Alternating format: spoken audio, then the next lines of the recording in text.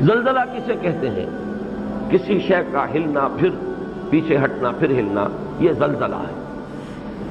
جتنی مخلوقات ہیں ان پر ایک موت طاری ہو جائے گی، ایک زلزلہ آئے گا، بھونچال آئے گا، انسان پتنگوں کی طرح اڑ رہے ہوں گے، اور پہاڑ جو ہے ریزہ ریزہ، دودھ پلانے والیاں اپنے بچوں کو بھول جائیں گی، حاملہ جو ہے ان کے حمل گر جائیں گے۔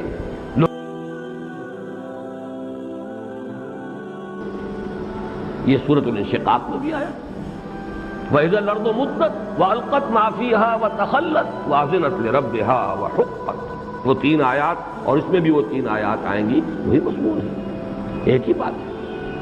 تو مشابہت جو ہے اس سورۃ الزلزال کی وہ ان تین صورتوں کے ساتھ ہے، اذا الشمس كورت، اذا السماء انفطرت، اذا السماء انشقت، اذا زلزلت الارض زلزالها۔ ان میں یہ کیفیت ہوتی، تسلسل، سلسلہ کے اندر بھی ایک کیفیت ہے اسی طرح کی۔ سلسلۃ الجرس، گھنٹی کی آواز، وہ بھی مسلسل نہیں ہوتی بلکہ اس کے اندر ایک طرح کا آواز پھر وقفہ، پھر آواز پھر وقفہ، سلسلۃ الجرس جیسے گھنٹی کی آواز ہوتی ہے، وہی کے سلسلے میں وہ لفظ آیا ہے۔ تو جب کہ زمین ہلا ماری جائے گی جیسے کہ اس کے ہلائے جانے کا حق ہے۔ ایک نقطہ یہاں نوٹ کر لیجئے، اصل میں وہ میرے لیے میں تمہید تیار کر رہا ہوں، اپنی ایک رائے جو بعد میں ظاہر ہوگی۔ جتنی مرتبہ اذا آیا ہے یہ فعل ماضی کے کسی فعل کے اظہار کے لیے نہیں آیا، مستقبل کے لیے آیا۔ اذا الشمس كورت، جب سورج کی دھوپ لپیٹ دی جائے گی، یہ مستقبل کا معاملہ ہے۔ اذا السماء انفطرت، جب کہ آسمان پھٹ جائے گا۔ اذا السماء انشقت، جب آسمان شق ہو جائے گا۔ اذا زلزلت الارض زلزالها، جبکہ ہلا ماری جائے گی زمین جیسے کہ اس کا ہلایا جانے کا حق ہے۔ اس میں یہ زلزال کا لفظ آیا ہے، اس کو کہتے ہیں مفعول مطلق، اور مفعول مطلق کا فائدہ یہ ہوتا ہے کہ کوئی کام جو کیا گیا اس کو استعارہ نہ سمجھو، وہ جیسے کیا گیا جیسے کہ اس کے کرنے کا حق ہے۔ ضربتہ ضربا، میں نے اسے مارا جیسے مارا جاتا ہے، یہ نہ سمجھو کہ ایسے ہی کوئی زبانی مار ماری ہے، حقیقی مار ماری ہے۔ ضربتہ ضربا، تو اذا زلزلت الارض زلزالا، جبکہ زمین ہلائی جائے گی جیسے کہ ہلائے جانے کا حق ہے۔ اس میں مزید جو تاکید کا رنگ پیدا کیا وہ ہا، زلزالہا، یعنی یہ کہ ایک ہے کسی چھوٹی چیز کا ہلا دینا، ایک ہے زمین جیسی بڑی شے کو، پورے کے پوری سموچی زمین کو ہلانا۔ زلزالہا اذا زلزلت الارض زلزالہا، جبکہ زمین جھنجھوڑی جائے گی، ہلا ماری جائے گی جیسے کہ اس کے ہلائے جانے کا حق ہے۔ یہ ہا کا جو یہاں پہ آیا ہے، اس کی ضمیر، اس کو صرف یہ نہ سمجھیے کہ یہ یقیناً جو فواصل اور قوافی ہیں ان آیات کے، ان سے بھی ان کی مناسبت ہو گئی۔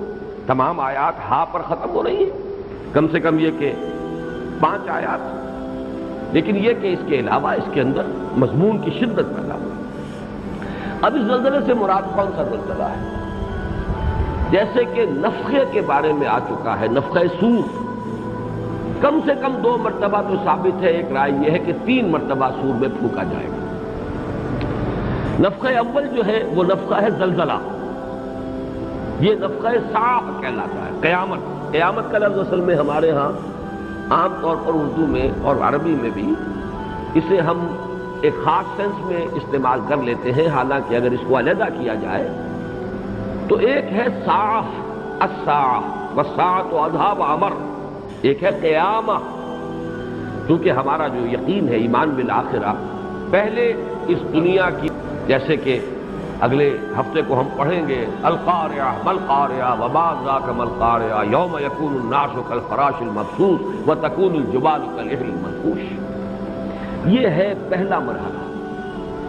پھر جب ایک عمومی موت طاری ہو جائے گی تو ایک لفظ جو آیا ہے صاعق،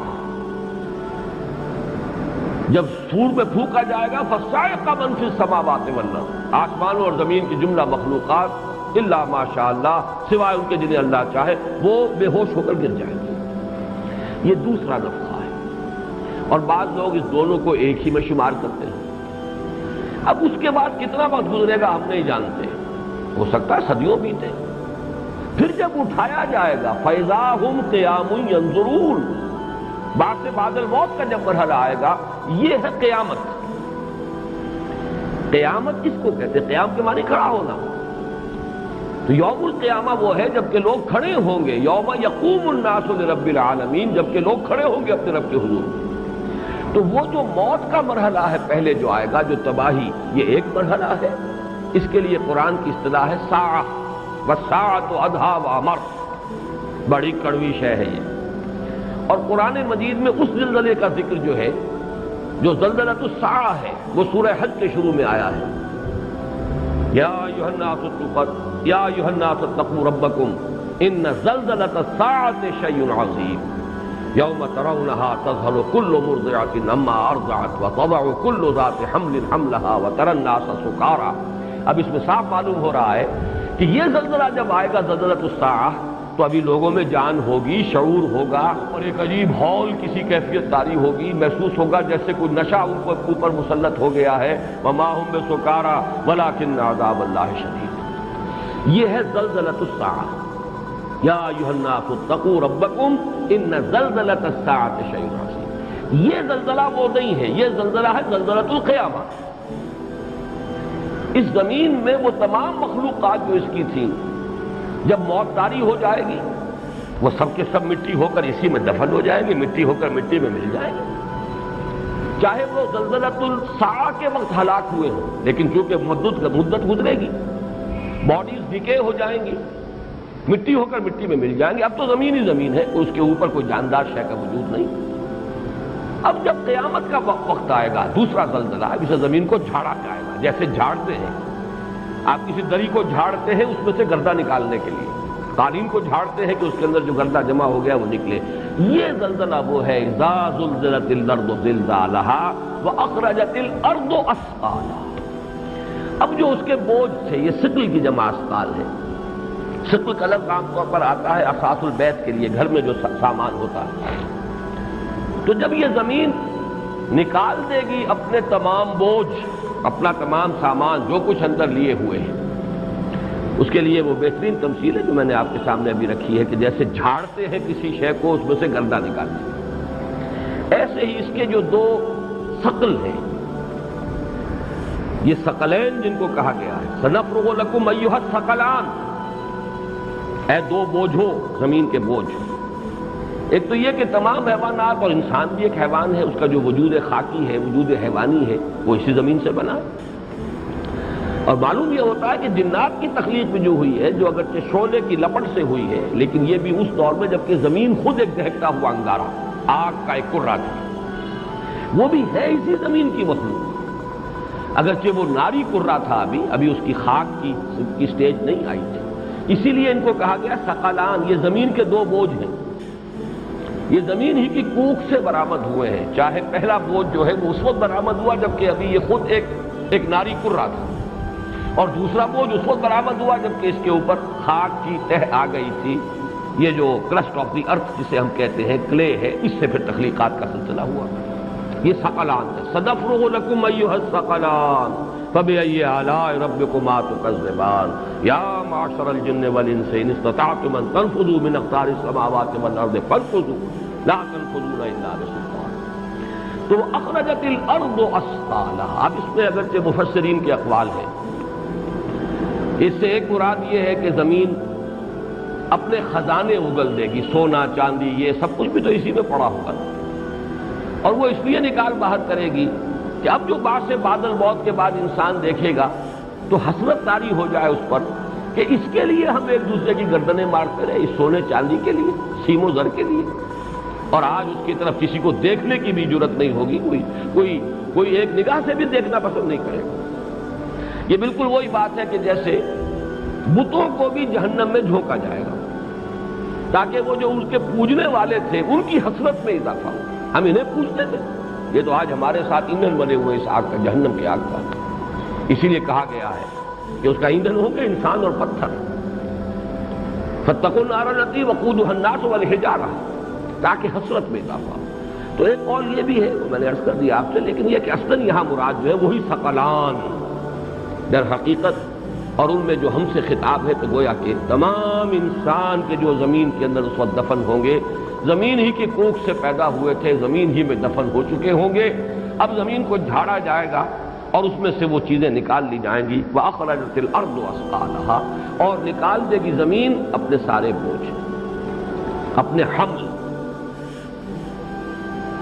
یہ بات جیسا کہ میں عرض کر چکا ہوں سورۃ الانشقاق سے بہت قریب ہے، اذا السماء انشقت وأذنت لربها وحقت وإذا الأرض مدت وألقت ما فيها وتخلت وأذنت لربها وحقت، جب زمین کو کھینچا جائے گا، اور اس کے کھینچنے سے دیکھیے جھاڑنے کے لیے بھی کھینچا جاتا ہے، تان کر ہی کسی شے کو جو ہے اس میں سے گردہ جھاڑا جاتا ہے، جب اسے کھینچا جائے گا اس کے اندر جتنے بوجھ ہے وہ سب نکال کر باہر پھینک دے گی، خالی ہو جائے گا۔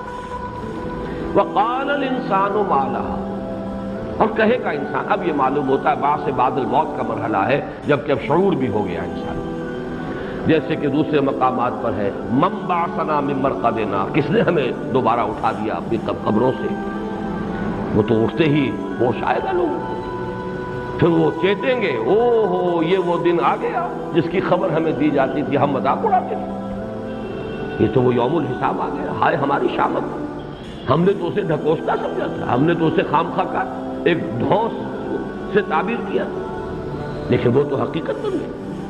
وقال الانسان ما لها، کہے گا انسان سے کیا ہوا ہے زمین، یومئذ تحدث اخبارها، اس دن زمین اپنی ساری خبریں بیان کرے گی،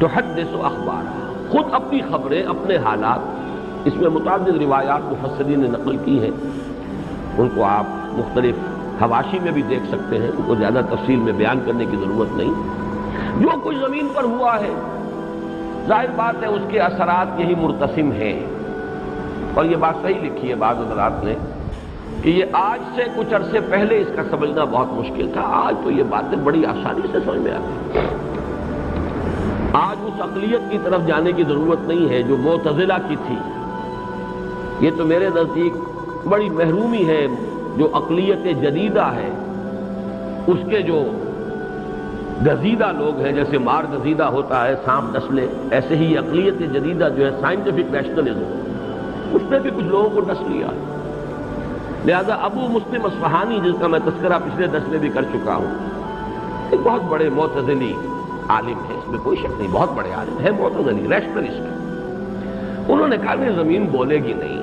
بلکہ یہ اصل میں زبان حال سے بیان کرے گی، جیسے کہ ہم کہتے ہیں ہر شے زبان حال سے اللہ کی تصویر کر رہی ہے، جیسے کہ کوئی تصویر جو ہے زبان حال سے مصور کے کمال فن کا وہ گویا کہ اظہار کر رہی ہے، تصویر بول رہی ہے، گویا کہ کوئی شے جو کسی بڑھئی نے میز بنائی ہے وہ میز بول رہی ہے کہ یہ بنانے والا بڑھئی جو بڑا کاریگر ہے، بڑا ماہر ہے اپنے فن کا، تو یہ صرف زبان حال سے تعبیر ہے، ورنہ یہ کہ بولنا، کیونکہ یہ بات سمجھ میں نہیں آتی کہ بولے گی کیسے، لیکن یہ کہ جو لوگ قرآن مجید کو جیسے کہ اس کا اسلوب ہے، بیان ہے، اس کو مانتے ہیں، تو معلوم ہے قرآن مجید میں تو اس کا تذکرہ ہے، قیامت میں تو ہماری اپنی کھالیں ہمارے خلاف گواہی دیں گے، لوگ کہیں گے اپنی ان کھالوں سے، جلدوں سے، لما شہدتم علینا، ہمارے خلاف کیوں گواہی دی تم نے، اور وہ جواب دیں گی انطقنا اللہ الذی انطق کل شیء،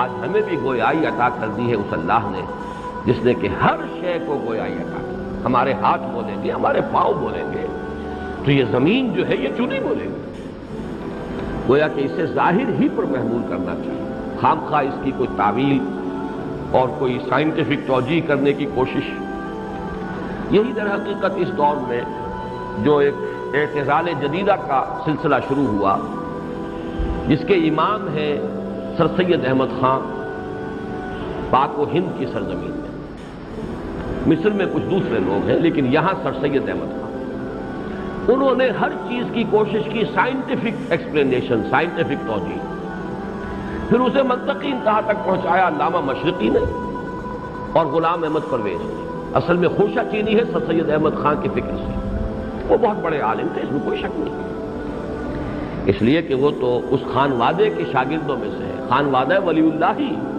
اسی کا سلسلہ ہے، فیض علم ہے کہ جو سید احمد خان تک پہنچا ہے۔ لیکن بہرحال ایک نقطۂ نظر ہوتا ہے کسی انسان کا۔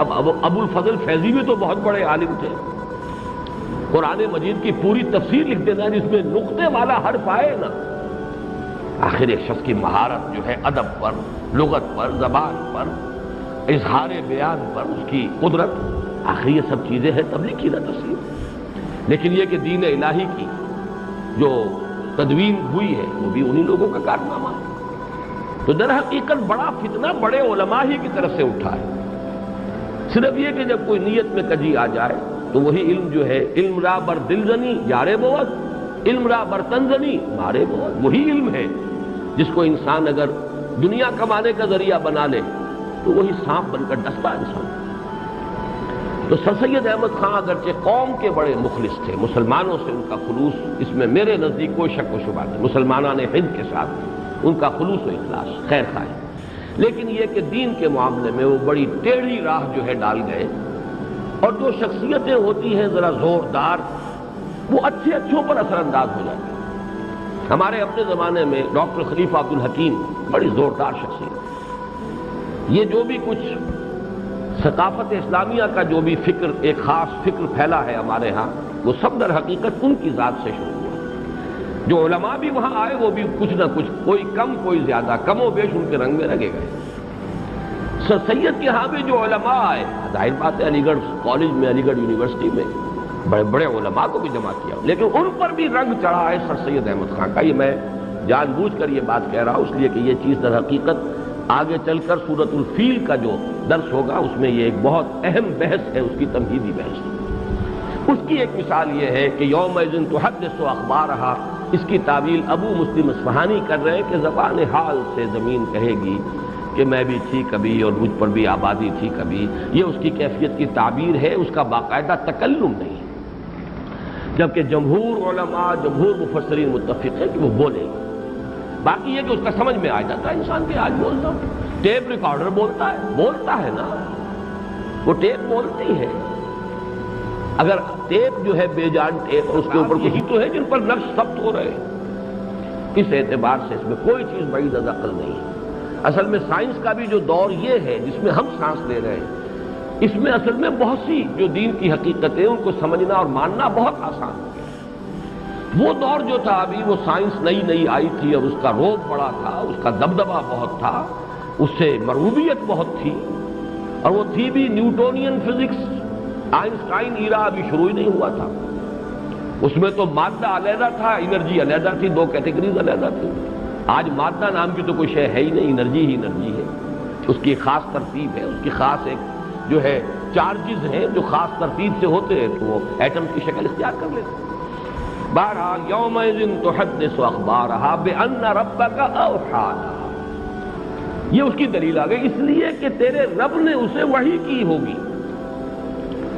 اللہ نے جب کہا کہ ہر آسمان پر اس کی وحی کی ہوئی ہے، ہر آسمان کے ذمے کوئی کام ہے، ہر آسمان پہ اس نے وحی کی ہے، وہ چرندوں کو پرندوں کو وحی کرتا ہے، اس کی وحی جو ہے وہ شہد کی مکھی کی کو ہوئی ہے، اوحی ربک الی النحل، تو یہ وحی جو ہے تمام جاندار، بے جان، ذی شعور، بے شعور تمام کو ہو سکتی ہے، البتہ وحی نبوت یہ شے ہے بلند ترین، یہ انبیاء کرام کا خاصہ ہے، اس کا دروازہ ہمیشہ کے لیے بند ہو چکا محمد الرسول اللہ صلی اللہ علیہ وسلم کے بعد۔ بِأَنَّ رَبَّكَ أَوْحَىٰ لَهَا يَوْمَئِذٍ يَصْدُرُ النَّاسُ أَشْتَاتًا لِيُرَوْا أَعْمَالَهُمْ، اس دن لوگ نکلیں گے۔ یہ صدر جو ہے اس کے معنی اگرچہ بہت سے مفہوم اس کے آتے ہیں، لیکن کسی شے سے صادر ہونا، صدور ہونا، کسی شے سے نکلنا، اسی لیے مصدر سے اصل میں الفاظ بنتے چلے جاتے ہیں۔ مصدر ہے تمام ان الفاظ کا منبع اور سرچشمہ، اس اعتبار سے نکلیں گے لوگ۔ یومئذ یصدر الناس اشتاتا، اشتات جمع شتن کی علیحدہ علیحدہ، یہ جمع کے مقابلے میں ہے، جمعیت کے طور پر نہیں آئیں گے لوگ، ایک ایک کر کے آئیں گے۔ یہ بہت اہم نقطہ ہے کہ قیامت کی جو مسئولیت ہے، جو محاسبہ ہے، وہ انفرادی ہے، خالص انفرادی، وہ اجتماعی نہیں ہے۔ اجتماعی طور پر تو ہر امت پر اس کا رسول گواہی دے کر فارغ ہو جائے گا، پروردگار تیرا پیغام جو میرے پاس آیا تھا میں نے پہنچا دیا تھا. بس یہ ہے در حقیقت الزام. یہ ہے اللہ کی اس عدالت میں گویا کہ سرکاری وکیل جس کو آپ کہیں اس کی گواہی، سرکاری گواہ کی گواہی. فَكَيْفَ إِذَا جِئْنَا مِنْ كُلِّ أُمَّةٍ بِشَهِيدٍ وَجِئْنَا بِكَ عَلَىٰ هَٰؤُلَاءِ شَهِيدًا. اب آگے کا کام جو ہے وہ ہر فرد کا ہے، ہر انڈیویجول. کلہم آتی ہے یوم القیامت فردا. یہ سب کے سب آئیں گے قیامت کے دن انفرادی طور پر، اس لیے کہ ہر شخص کی ساخت جدا ہے. قُلْ كُلٌّ يَعْمَلُ عَلَىٰ شَاكِلَتِهِ. ہر شخص کو جو کچھ اللہ نے دیا ہے، جو گیون ہے اس کے لیے وہ جدا ہے. میرے جینز کچھ اور تھے جو مجھے ملے ہیں، اپنے والد کی طرف سے، ددھیال کی طرف سے، اپنی ننھیال کی طرف سے، پتہ نہیں کہاں کی اینٹ اور کہاں کا روڑا اللہ نے میرے ہاں جمع کیا ہے کہ میری شخصیت وجود میں آئی. پھر میرے خاص حالات ہیں جن میں میں نے تربیت پائی ہے. ہر شخص کے تو وہ حالات نہیں ہیں. خاص قسم کے مواقع تھے جو مجھے اللہ نے دے دیے. سب کو تو وہ مواقع نہیں ملتے. دوسروں کو ہو سکتا ہے اس سے بہتر مواقع مل گئے ہوں، لیکن یہ کہ ہر ایک کے لیے یہ مواقع، ماحول سے جو مواقع ملتے ہیں اور اسی کے اعتبار سے اتمام حجت ہوتی ہے. تو ہر شخص کا معاملہ جو ہے لا یکلف اللہ نفسا الا وسعها، اللہ ذمہ دار نہیں ٹھہرائے گا کسی بھی ذی نفس کو مگر اس کی وسعت کے مطابق. تو اجتماعی فیصلے کیسے ہو سکتے ہیں؟ وہاں کا فیصلہ جو ہے انفرادی.